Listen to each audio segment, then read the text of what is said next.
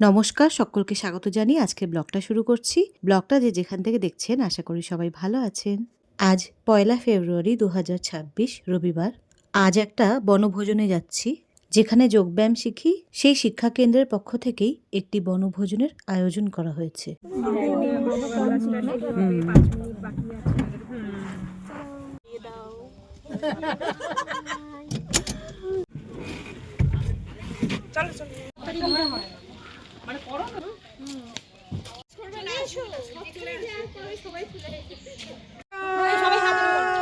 চলে এসেছি আমরা পিকনিক স্পটে। দুটি ট্রাভেলার বাস ভাড়া করা হয়েছিল, তাতে চেপেই আমরা গন্তব্যস্থলে পৌঁছই। চলুন আজ আমাদের সঙ্গে আপনারাও এই চড়ুইভাতির সঙ্গী হবেন। এটি একটি বাগান বাড়ি যা নবপ্রতীক্ষা গার্ডেন নামে পরিচিত। এটি বাজিতপুরে অবস্থিত। বারাসাতের মধ্যেই একটি সুন্দর সাজানো গোছানো পিকনিক স্পট।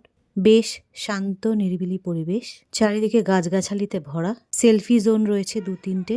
রিল যারা তৈরি করেন তাদের জন্য এই জায়গাটা বেশ ভালো। এই যে আমি দাঁড়িয়ে এই জায়গাটা ছবি তুলছি, এখানে একটা রিল তৈরি করা যায়। আছে ৪২টা খরগোশ আছে একসাথে।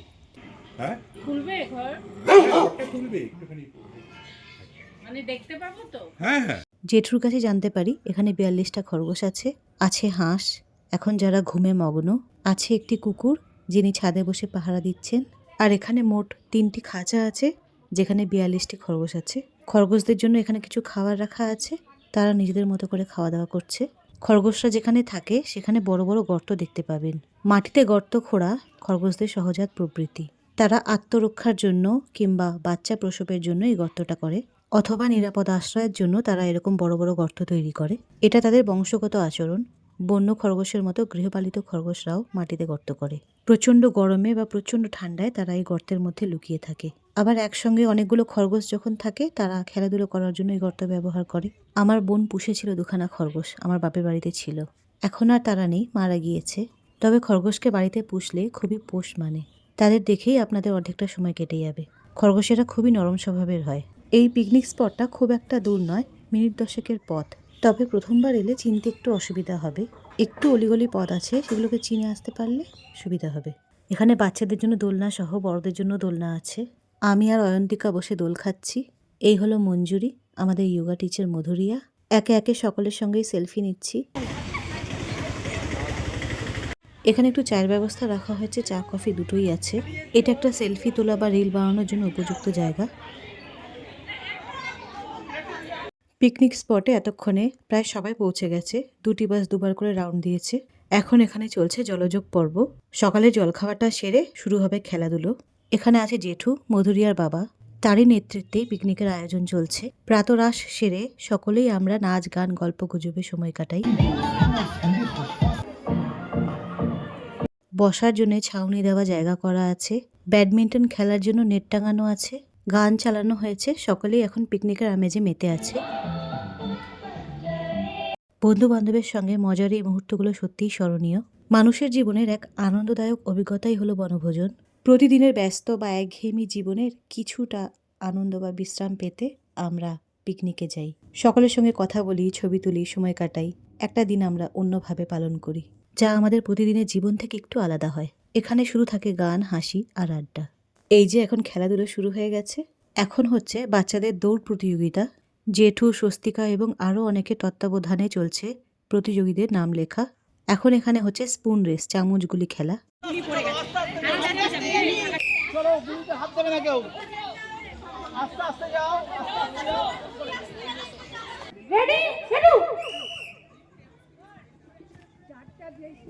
সকলের সঙ্গে আমিও পার্টিসিপেট করেছি এই খেলায়। শুধু চিন্তা হচ্ছে গুলিকে নিয়ে, সে দাঁড়াবে তো চামচে।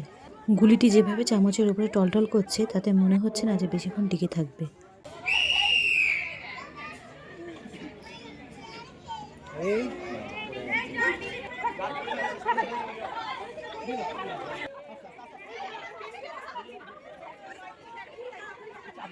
আমি কচ্ছপের মতো হেঁটে গিয়েছি, তাই চামচ থেকে গুলি পড়েনি, কিন্তু সবার শেষে পৌঁছেছি। দুটো রাউন্ডের প্রতিযোগিতায় যারা জিতেছে তাদের মধ্যে এখন খেলা হচ্ছে। খেলা চলাকালীনই এখানে কিছু স্ন্যাক্সের ব্যবস্থা করা হয়েছে। এখন হচ্ছে ছোট বাচ্চাদের মধ্যে অঙ্ক প্রতিযোগিতা।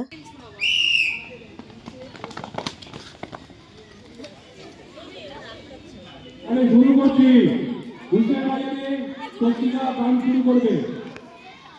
হচ্ছে মিউজিক্যাল বল খেলা বড়দের মধ্যে।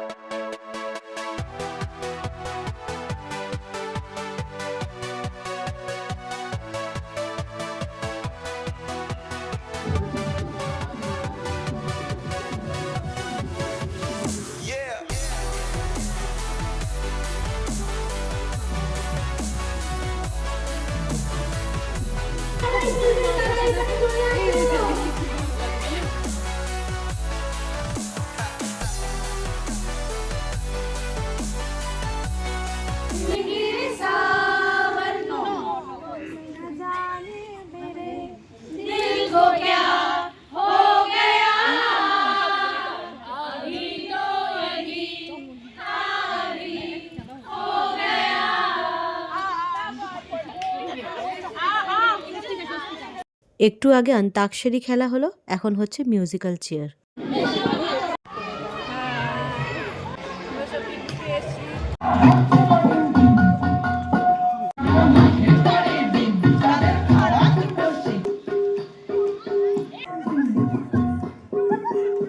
এখানে হাঁস বাবাজি স্নান করছেন। এত বছরে আমি হাঁসের স্নান কোনোদিন সামনাসামনি দেখিনি, এই প্রথম দেখছি। বেশ ভালো লাগছে, তাই ক্যামেরা বন্দি করলাম। এখন প্রায় দুপুর। মাঠের একধারে খাওয়া দাওয়ার ব্যবস্থা করা হয়েছে। প্রথম ব্যাচ বসেছে, এই ব্যাচটা উঠলে আমরা পরের ব্যাচে বসবো।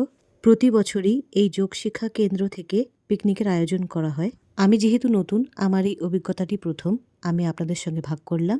আজ এখানে এসে একটা নতুন জিনিস বুঝলাম। বয়স বা ক্যালেন্ডারের বছর আপনার মানসিক সক্ষমতা, উৎসাহ, সৃজনশীলতা বা নতুন কিছু করার ক্ষমতাকে সীমাবদ্ধ করে না। অনেকেই এই পিকনিকে এসেছেন যারা অনেকটাই বয়স্ক, কিন্তু তাদের খেলাধুলার প্রতি উৎসাহ আমাদের প্রেরণা দিয়েছে। দারুণ। ওই বেগুন ওই তো কি দিচ্ছে, কে বললো তোমাকে?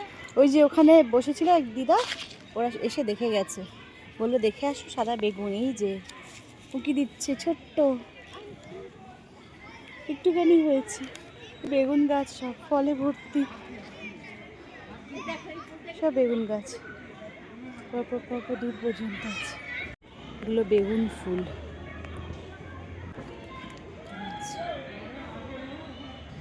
ফুটে আছে। আমরা এক জায়গায় যোগা করি। কাঁঠাল গাছ, আর এই কাঁঠাল গাছে কত ছোট ছোট ইঁচড়, এই যে এসে গেছে।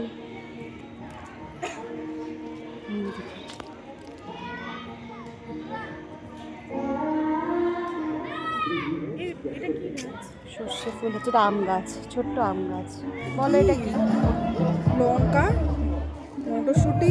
সারাদিন যে প্রতিযোগিতাগুলো হয়েছে তার জন্য পুরস্কারের ব্যবস্থা রাখা হয়েছে।